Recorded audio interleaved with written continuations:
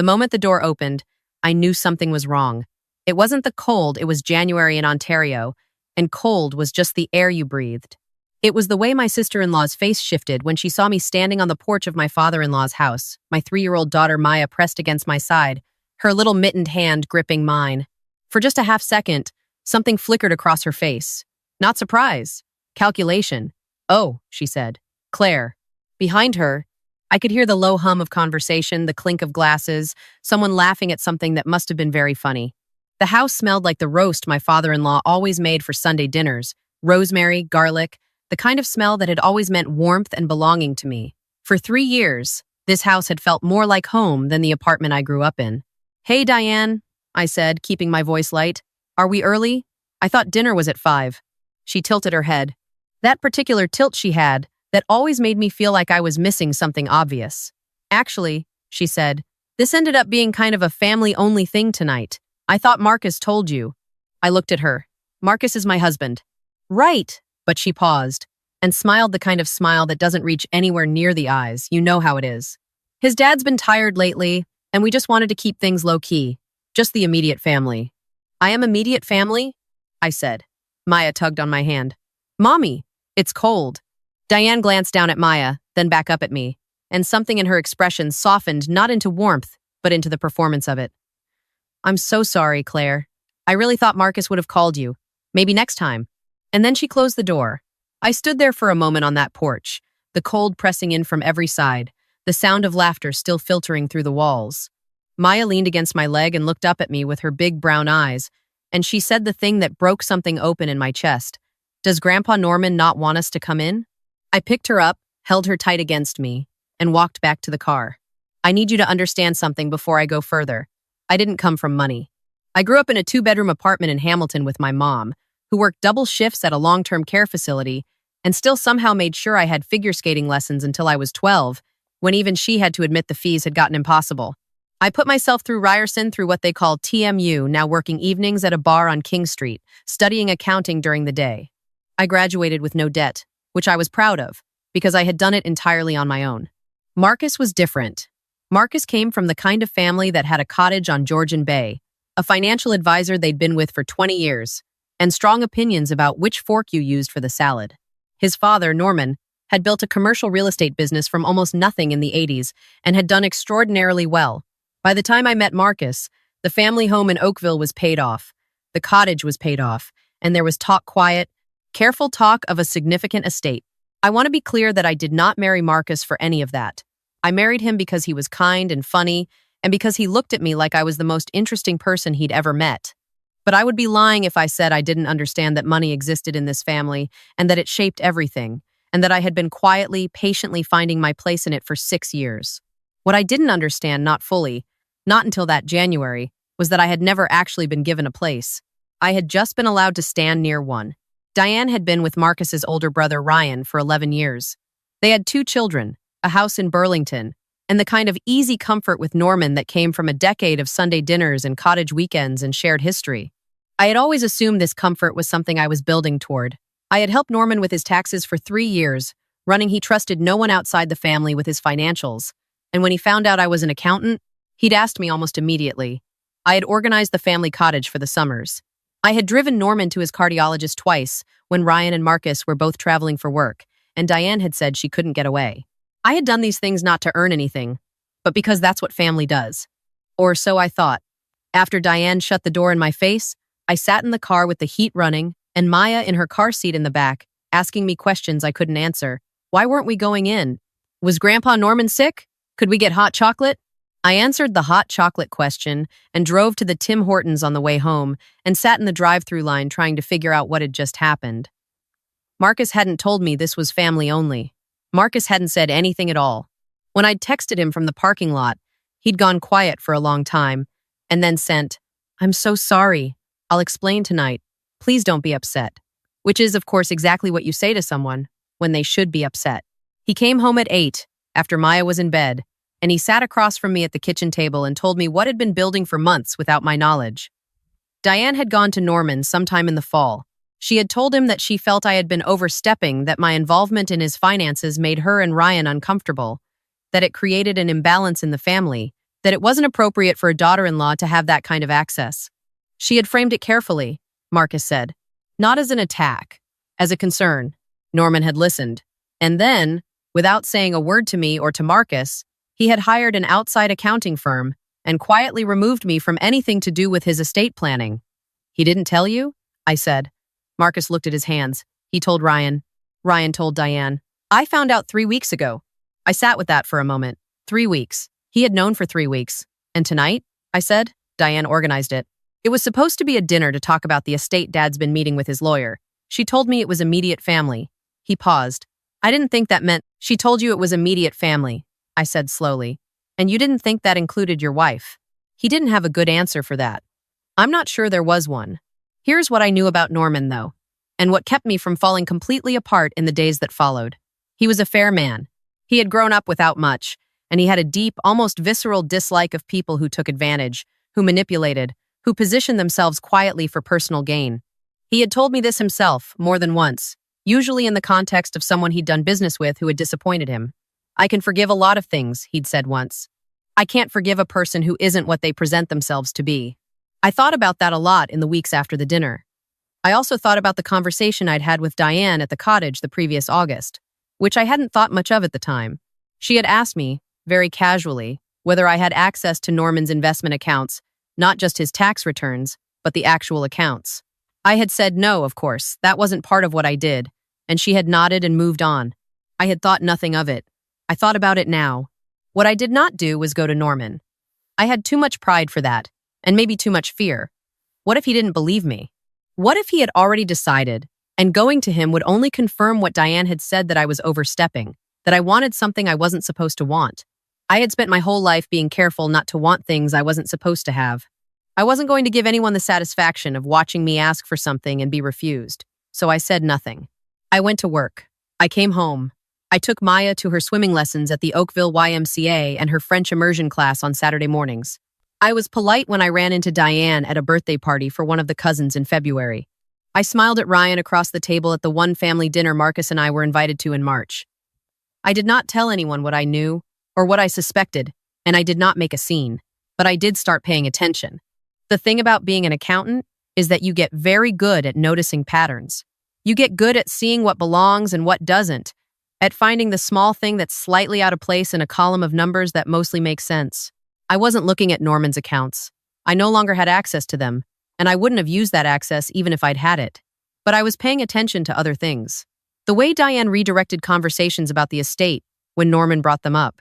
The way Ryan had started dropping by the house much more frequently, always when Marcus happened to be away.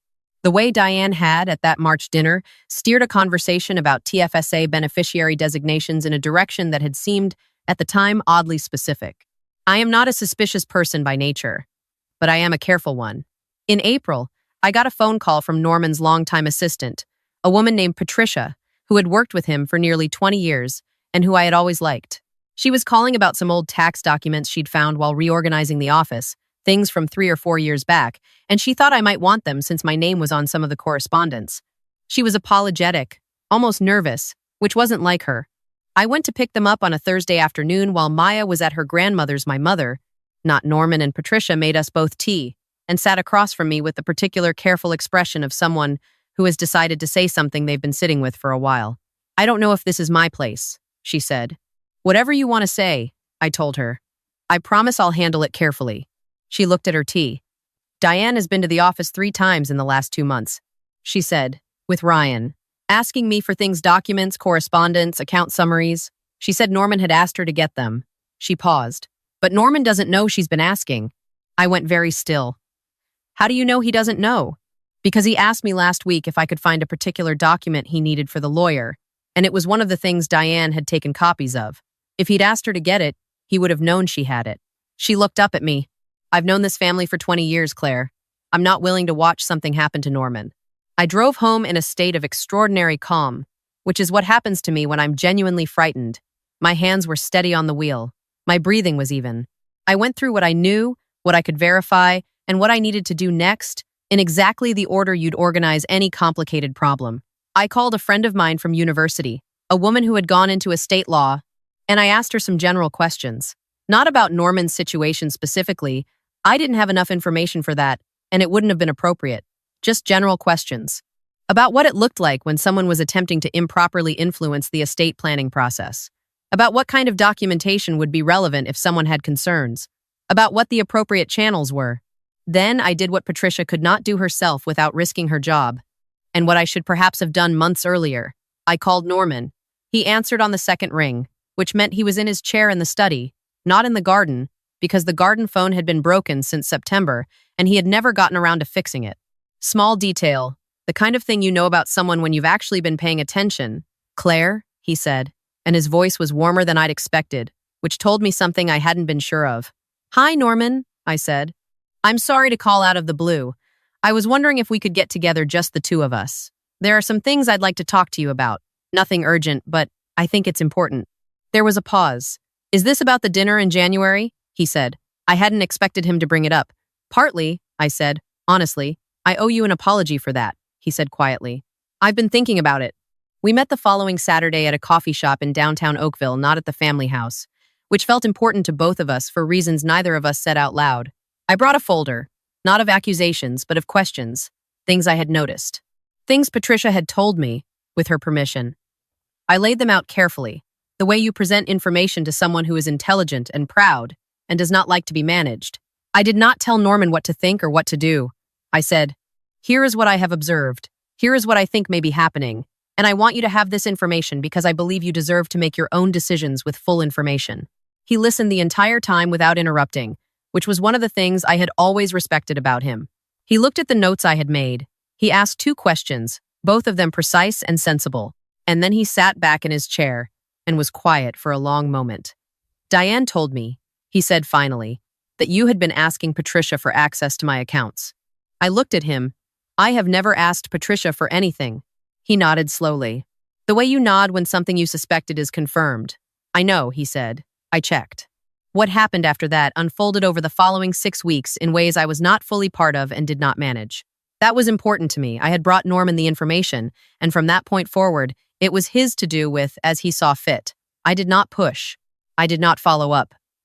I went back to my life, and I let him work through what he needed to work through in his own time. But I heard things. Because Marcus heard things, and Marcus told me. Norman had gone through his documents carefully, and found 2 instances where correspondence had been forwarded without his knowledge. Not financial fraud exactly, but the kind of careful, preparatory positioning that his lawyer recognized immediately as problematic. He had also had a conversation with his lawyer about the changes that had been made to his estate documents in the fall, changes that had been presented to him in a meeting where, he now noted, Ryan had driven him and sat in the room for. His lawyer had expressed certain views. Norman had listened to them. In early June, Norman called a family dinner. He called it himself, which was unusual. These things were normally organized by Diane, who handled the family calendar with the focused efficiency of someone who understood that controlling the calendar meant controlling the agenda. He called it for a Sunday, and he made the roast himself, and he told Marcus to please make sure I was there. Maya too, if she wanted to come. I almost didn't go. I want to be honest about that. I sat on the edge of the bed the morning of that dinner and thought about the porch in January, the cold, Maya's small voice, asking if Grandpa Norman didn't want them inside. I thought about 6 years of trying, of Sunday dinners and tax returns and cottage weekends and cardiologist appointments. I thought about how tired I was. Maya came and stood in the doorway in her socks, her hair still unbrushed, holding her stuffed rabbit. Are we going to Grandpa Norman's? She said. Yes, I said. We are. I brushed her hair and we went. The dinner was quiet for the first half. Polite, careful. The particular careful politeness of a family that knows something is about to happen. Diane made conversation about a home renovation she and Ryan were planning. Ryan talked about a work trip to Calgary. Marcus talked about something I don't remember what. I talked to Maya about her rabbit and cut up her roast and watched Norman at the head of the table. He waited until the plates were cleared. And then he said, in the same quiet, unhurried voice he used for everything, that he wanted to talk to everyone about something before dessert. He said he had recently completed a thorough review of his estate planning with his lawyer. He said there had been some concerns brought to his attention, he did not say by whom, though Diane looked at me immediately, which told me she already knew something was wrong, and that in the course of addressing those concerns, he had made some significant decisions. He said he believed in being direct and that he did not intend to be dramatic about it, but he thought everyone should hear this from him, clearly, rather than through a lawyer's letter. He had restructured his estate. He had also, effective immediately, removed Ryan as a signing authority on anything related to his business accounts. He said this without looking at Ryan. He said that if there were questions, he was happy to discuss them privately. And then he looked at me directly and he said, "Claire has been a part of this family for 6 years, and she has treated it that way. I'm sorry it took me this long to see that clearly." The silence that followed lasted perhaps 5 seconds. In those 5 seconds, I watched Diane's face do something complicated and then go very still. I watched Ryan put down his water glass very carefully. I watched Marcus reach under the table and find my hand. Maya, who had been quietly feeding small pieces of bread to her rabbit under the table, looked up and said, "Is it time for dessert?" There was not a scene. Norman was not the kind of man who permitted scenes, and even Ryan understood that there was nothing to be gained by making one here. The conversation afterward was strained and short, and Diane found reasons to be in the kitchen for much of it. When they left, the goodbye was brief. I helped Norman clear the table, the two of us moving quietly around each other in the kitchen the way people do when they've understood something about each other that doesn't need to be said out loud. "Thank you," I said, meaning several things at once. He handed me a stack of plates. "Thank you," he said, meaning several things back. "I need to tell you what happened after, because I know that's what you want to know, and because it matters." Ryan and Diane did not come to the Canada Day gathering at the cottage that summer. They said they were busy. Norman went ahead with it anyway. He rented a pontoon boat, which he had never done before, and he and Maya spent most of the afternoon very seriously identifying every type of bird they could find along the shoreline of Georgian Bay. Maya in a life jacket 3 sizes too big, Norman with his binoculars. The two of them with a field guide between them, deeply absorbed. Marcus asked me at one point, the two of us sitting on the dock with our feet in the water, whether I felt bad about how things had gone, whether I wished I had handled it differently. I thought about that, honestly. "I brought him information he had a right to have," I said. "What he did with it was his choice." "Diane is saying you manipulated him." "Diane knows what Diane did," I said. The estate documents, when they were finalized, included a trust structured specifically for Maya's education, what Norman called a registered education savings plan, topped up to the lifetime contribution limit, which in Canada is $50,000. He told Marcus that he had always intended to do this for all the grandchildren, but had never gotten around to formalizing it, and he wanted to make sure it was done properly now, while he was still thinking clearly and had a good lawyer in front of him. Maya's was the first one completed. I don't tell you this to say that I won something. I want to be careful about that. What Norman chose to do with his own estate was his business, and I had tried throughout all of it to stay on the right side of that line, to be a person who brought light in rather than one who positioned in the dark. But I think about Patricia sometimes, who took a risk she didn't have to take because she had known this family for 20 years and couldn't watch something happen to a man she respected. I think about how close it came to going the other way, how easily, if I had stayed silent, if I had kept being careful and proud and unwilling to ask for anything, the whole thing might have unfolded differently. And I think about Maya on that January porch, 3 years old in her mittens, asking if Grandpa Norman didn't want them to come inside. He did, it turned out. He just hadn't known we were there. If you're watching this and you've been written off by someone who should have known better, if you've been made to feel like a guest in a family, you have genuinely and completely tried to belong to, I want you to know something. The truth does not require you to shout it. It does not require you to perform it or fight for it or make a scene. It only requires you to put it in front of the right person, clearly, without flinching, and then trust them to do something with it. Most of the time, that's enough. And if it's not well, that tells you something too.